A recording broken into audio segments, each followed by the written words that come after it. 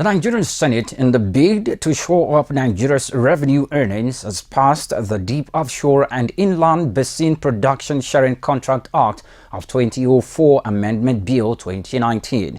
This was just as the upper chamber received a formal request from the President Muhammadu Buhari administration seeking the amendment of the act. Core TV News correspondent Florence Adegoke has details.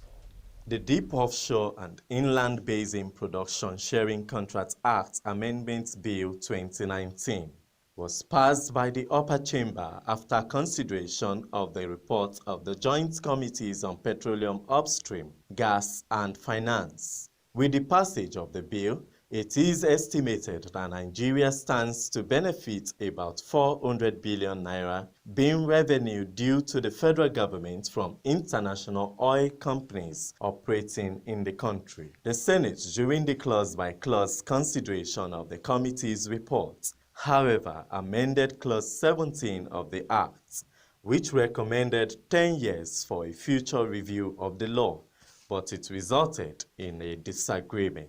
It does appear, Mr. President, that there's been a reduction, an increase, frankly, instead of the 5-year period of review, it's been taken to 10 years. And Mr. President, we know this has consequences, in terms of the revenue that will be coming to us by virtue of the provisions of this amended act.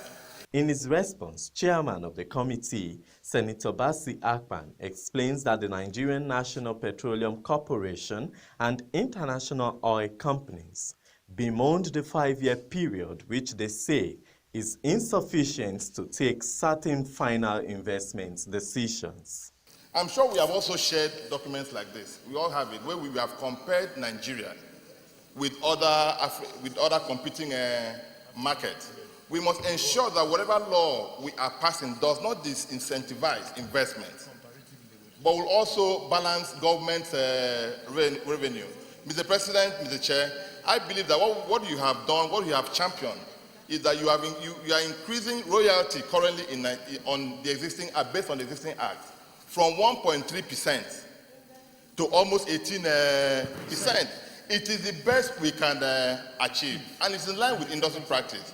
Senator Ibikunle Amosun from Ogun Central, however, prevailed on his colleagues and moved a motion for an amendment of Clause 17 to specify 8 years as the timeline for the review of the production sharing contracts. Listen to everybody.